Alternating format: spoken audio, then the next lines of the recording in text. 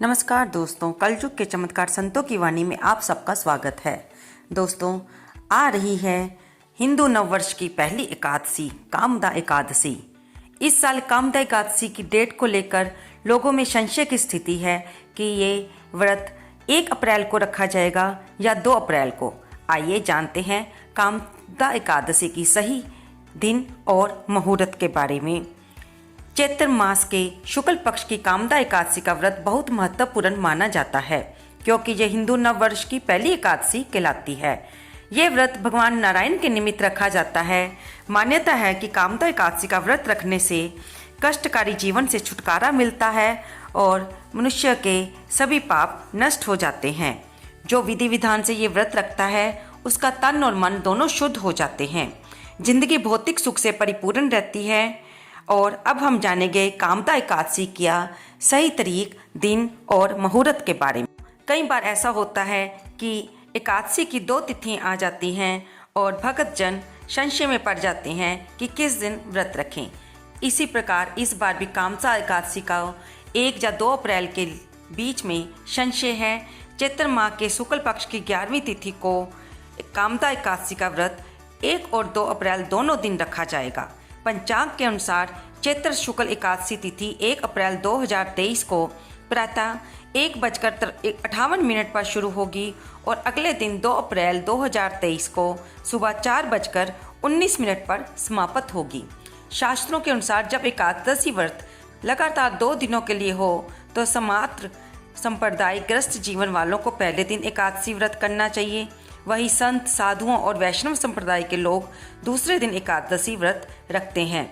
ऐसे में परिवारजनों के लिए 1 अप्रैल को कामदा एकादशी का व्रत रखना शुभ होगा। वही वैष्णव संप्रदाय के लोग 2 अप्रैल 2023 को ये व्रत करेंगे। इस दिन व्रत रखने वालों को, जो कि 1 तारीख को व्रत रख रहे हैं, उन्हें व्रत का पारण 2 अप्रैल को दोपहर 1:40 से शाम 4:10 तक व्रत का पारण कर सकते हैं। और जो 2 अप्रैल को व्रत रखेंगे वे 3 अप्रैल को इसका पारण सुबह 6:09 से लेकर सुबह 6:24 के बीच में करें। अब हम जानेंगे कि कामदा एकादशी के दिन क्या करें। कामदा एकादशी का व्रत फलाहार और निर्जल दोनों तरीके से रखा जाता है। सूर्योदय से अगले दिन व्रत पारण तक मान्यता अनुसार एकादशी का व्रत रखें। दशमी के दिन सूर्यास्त के बाद कुछ न खाएं, फिर अगले दिन व्रत रखें। स्नान के पश्चात सुबह श्री हरि का अभिषेक और पूजन करें। इस दिन व्रती दोपहर में सोए नहीं और रात में भी रात्रि जागरण कर भगवान नारायण का स्मरण करें। दोस्तों, कामदा एकादशी का व्रत रखने से कार्यों में सफलता मिलती है, राक्षस जोनि से मुक्ति मिलती है और श्री हरि की कृपा से व्यक्ति के पाप मिट जाते हैं और वह मोक्ष को प्राप्त कर लेता है। अगर आप 1 अप्रैल को व्रत रखते हैं तो इसका 1 एकादशी व्रत का फल मिलेगा, और यदि आप 2 अप्रैल को व्रत रखते हैं तो उस दिन व्यंजलि महाद्वादशी का दिन होने के कारण आपको 1000 एकादशियों के व्रत के बराबर फल मिलेगा। ये आप पर निर्भर करता है। अगर आप अपने शरीर की शक्ति के अनुसार दोनों दिन 1 अप्रैल और 2 अप्रैल को व्रत रखकर 3 अप्रैल को इसका पारण करते हैं तो ये बहुत ही ज़्यादा पुण्यदायी व्रत बन जाएगा और आपके जीवन के कितने ही पापों को ये नष्ट कर देगा। दोस्तों, महाद्वादशी तब कहलाती है जब एकादशी और द्वादशी तिथि का मिश्रण हो जाता है और ये दिन अति शुभ माना जाता है। ऐसा माना जाता है कि साल में 8 महाद्वादशी व्रत आते हैं, जिनमें से व्यंजलि महाद्वादशी, जो कि इस बार चैत्र माह की शुक्ल पक्ष को आ रही है, उनमें से एक है। इसलिए ये व्रत अति शुभकारी है। भगवान विष्णु, भगवान राम, भगवान कृष्ण के भक्तों को ये व्रत अत्यंत प्रिय होता है और उन्हें ये यथाशक्ति अवश्य रखना चाहिए। दोस्तों, इस दिन भगवान विष्णु की पूजा की जाती है। अगर आपके पास लड्डू गोपाल जी का या भगवान राम, भगवान श्री कृष्ण, भगवान विष्णु का स्वरूप है तो उनका पंचामृत से अभिषेक कीजिए। फिर उन्हें फल, फूल, धूप, दीप, नैवेद्य अर्पित करें। षोडशोपचार उनकी पूजा करें, कथा सुने और दीप जगाकर उनके सामने उनकी आरती करें। फिर उसके बाद अपना व्रत रखने का संकल्प लेते हुए उनसे अपनी मनोकामना पूर्ण करने की प्रार्थना करें। और शाम को भी कथा सुनने और पढ़ने के बाद भगवान के आगे आरती करने के बाद क्षमा याचना करें कि व्रत को रखते हुए आपसे जो भूलें हो गई हैं वे उन्हें क्षमा करें। अगर आपके पास लड्डू गोपाल जी का या भगवान राम या विष्णु जी का स्वरूप नहीं है तो आप उनकी फोटो पर भी तिलक लगाकर उन्हें फल फूल धूप दीप नैवेद्य अर्पित कर सकते हैं। दोस्तों, अब हम कामदा एकादशी की कथा सुनेंगे। चैत्र मास की अमावस्या को हमारे भारतीय संवत की अंतिम तिथि होती है और इसकी अगली प्रतिपदा को प्रारंभ हो जाता है हमारा नया संवत और भगवती दुर्गा के नवरात्रे। नवरात्रों के बाद आने वाली चैत्र के शुक्ल पक्ष की एकादशी को कामदा अर्थात सभी कामनाओं की पूर्ति करने वाला कहा गया है। इस दिन भगवान वासुदेव अर्थात वसुदेव के पुत्र श्री कृष्ण का पूजन किया जाता है और गरीबों को दान देने का विशेष महत्व है। भगवान श्री कृष्ण को कोटि कोटि प्रणाम करने के बाद धर्मराज युधिष्ठिर ने भगवान कृष्ण से प्रार्थना की, हे महाराज, अब मेरी इच्छा चैत्र मास के शुक्ल पक्ष की एकादशी के नाम, महात्म्य, पूजा विधान आदि के बारे में विस्तार पूर्वक जानने की है।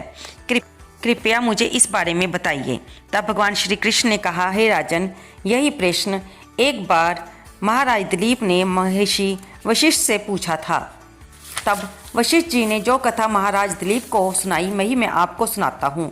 बहुत समय पहले की बात है। रतनपुर नामक एक नगर पर अनेक ऐश्वर्यों से युक्त पुंडरीक नाम का एक राजा राज्य करता था। रतनपुर नगर में अनेक अप्सरा, किन्नर तथा गंधर्व वास करते थे। उनमें ललित और ललिता नामक पति पत्नी भी थे। उन दोनों में अत्यंत स्नेह था। थोड़े समय के लिए वे अलग होने पर वे अत्यंत व्याकुल हो जाते थे। एक समय पुंडरीक की सभा में अन्य गंधर्वों के सहित ललित भी गाना गा रहा था। गाते गाते उसे अपनी भार्या ललिता का ध्यान आ गया। इससे ध्यान भंग हो गया और गायन का स्वरूप बिगड़ गया। ललित के मन का भाव जानकर कोट नामक नाग ने पद भंग होने के कारण राजा से कह दिया। तब पुंडरीक ने क्रोधपूर्वक कहा कि तू मेरे सामने गाता हुआ अपनी स्त्री का स्मरण कर रहा है, अतः तू कच्चा मांस और मनुष्यों को खाने वाला राक्षस बनकर अपने किए कर्म का फल भोग। पुंडरीक के श्राप से ललित उसी समय विकराल राक्षस हो गया। उसका मुख अत्यंत भयंकर, नेत्र सूरज और चंद्रमा की तरह प्रदीप्त तथा मुख से अग्नि निकलने लगी। सिर के बाल पर्वत पर खड़े वृक्षों के समान तथा भुजाई अत्यंत लंबी हो गई। इस प्रकार उसका शरीर 8 योजन लंबा हो गया। राक्षस बनकर वह अनेक प्रकार के दुख को भोगता हुआ जंगलों में भटकने लगा। अब तो उसकी स्त्री ललिता भी अत्यंत दुखी होकर उसके पीछे पीछे भटकती रहती और तरह तरह के विलाप करती रहती। वह अपने पति के उद्धार का उपाय भी सोचती रहती थी। एक दिन ललिता अपने पति के पीछे पीछे चलते हुए विंध्याचल पर्वत पर श्रृंगी के आश्रम तक पहुंच गई। श्रृंगी ऋषि ने ललिता को देखकर पूछा, हे देवी, तुम कौन हो और यहाँ किस लिए आई हो? तब ललिता बोली, मुनिवर, मेरा नाम ललिता है। मेरा पति राजा पुंडरीक के श्राप से भयानक और विशालकाय राक्षस बन गया है। इसका मुझको बहुत दुख है। मेरे पति के उद्धार का कोई उपाय बतलाइए। ऋषि बोले, हे गंधर्व कन्या, अब चैत्र शुक्ला एकादशी आने वाली है जिसका नाम कामदा एकादशी है। उसका व्रत करने से मनुष्य के सभी कार्य सिद्ध होते हैं। यदि तू कामदा एकादशी का व्रत करके उसके पुण्य को अपने पति को दे तो राजा का श्राप भी अवश्य ही शांत हो जाएगा और तेरा पति शीघ्र ही राक्षस जोनि से मुक्त हो जाएगा। चैत्र शुक्ला एकादशी आने पर ललिता ने व्रत किया और द्वादशी को ब्राह्मणों के सामने अपने व्रत का फल अपने पति को देती हुई भगवान से प्रार्थना करने लगी कि हे प्रभु, मैंने जो व्रत किया है इसका फल मेरे पति देव को प्राप्त हो और उसकी राक्षस जोनि से मुक्ति हो। एकादशी का फल देते ही उसका पति राक्षस जोनि से मुक्त होकर अपने पुराने स्वरूप को प्राप्त हुआ और अनेक सुंदर वस्त्र आभूषणों से युक्त होकर ललिता के साथ विहार करने लगा। इसके बाद दोनों एक विमान में बैठकर स्वर्गलोक को चले गए। वशिष्ठ मुनि ने आगे कहा, हे राजन, इस व्रत को विधि पूर्वक करने से समस्त पापों का नाश हो जाता है तथा राक्षस आदि की जोनि भी छूट जाती है। संसार में इसके बराबर कोई और दूसरा व्रत नहीं है। इसकी कथा पढ़ने या सुनने मात्र से ही वाजपेयी यज्ञ का फल प्राप्त होता है। दोस्तों, आपको कामदा एकादशी के बारे में ये सारी जानकारी कैसे लगी? कृपया इसे लाइक करें, शेयर करें और कमेंट बॉक्स में जय विष्णु भगवान लिखना तो बिल्कुल ना भूलें। अगर आप मेरे चैनल पर नए हैं तो बेल आइकन दबाकर मेरे चैनल को सब्सक्राइब कर लें। आपकी एक कमेंट से हमें इंस्पिरेशन मिलती है कि हम आपके सामने ऐसी जानकारियाँ लाते रहें।